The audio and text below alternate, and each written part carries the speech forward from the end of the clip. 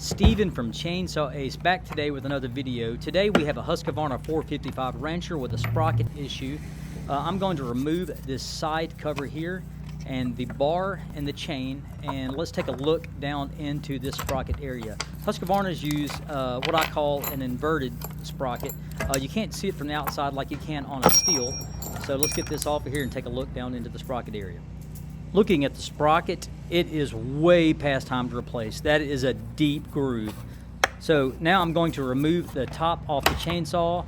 I will need to chock the piston because I have to remove the clutch so I can actually get to the sprocket. It's a little different than a steel. Okay, I like to use a number 3.5 or number 4 rope. I'll feed it down into the cylinder like this and make sure it rests on the piston, and then I'll turn the crank by hand until I feel it stop like this. Make sure it's good and firm like that. Now I'm going to tap the clutch in a clockwise fashion with a medium hammer and a punch to remove it. Alright, let's get this sprocket off, and you can see that is very deep. I don't think I've ever seen a sprocket this bad. Okay, here is the new sprocket we're going to install. It's actually a rim system. You just replace this small rim in the future instead of having to replace a complete clutch drum like we're doing now, so it's much cheaper. Okay, here is the old sprocket compared with the rim system. You can see how deep those grooves are. So looking at the new clutch drum, you'll notice these two small notches. These notches are actually for the worm gear. In this case, the worm gear is completely melted.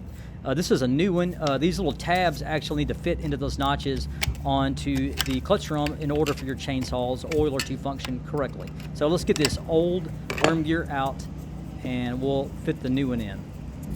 But before we do that, look, this is the old one compared to the new one. You can see the stark difference.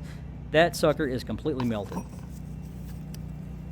The two tabs fit into the clutch drum notches like this right there. So that's what we're going for. So let's put this in. Before I proceed any further, I'm going to wipe off and use some compressed air to clean this area.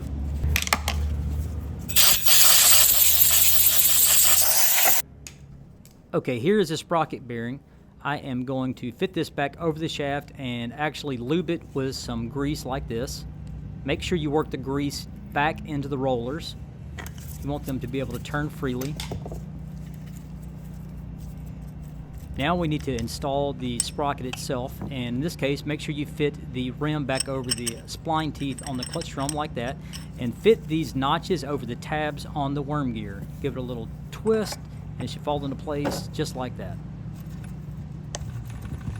Now it's time to reinstall the clutch, fit it over the shaft like this, and turn in a counterclockwise direction and get it hand tight. I've always been told over the years that these self-tighten. However, I like to take a punch and tighten it just a little bit more. I do not trust that, so let's do that here. I'm going to give it a single tap. And I go one step further. I take a 1-inch end wrench and fit it over the clutch and just give it a little extra tighten. I feel better about that.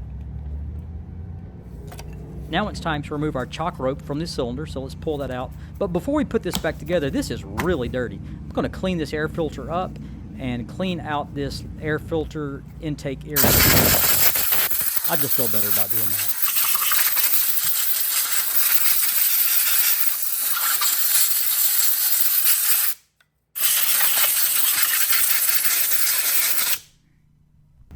Okay, I cleaned the air filter off camera. Let's get it put back on the saw here and fit a new plug into the cylinder like this.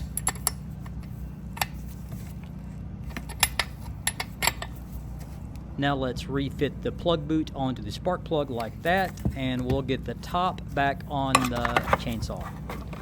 We have 3 screws to tighten, and let's get those done right now.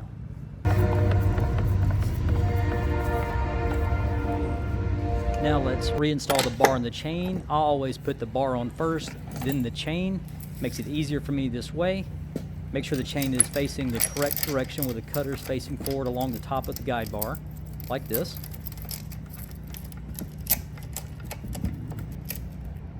Pro tip, when reinstalling the side plate, give yourself extra room to work by loosening the chain tensioner like this. It makes putting the bar and chain back on much easier with the side plate. Fit your bar nuts back on the saw, and I'm going to tension the chain just like this and retighten the front bar nut and give myself a snap test. That feels about right. Well, that does it. Thanks for watching. That's how you install a sprocket on a Husqvarna 455 Rancher.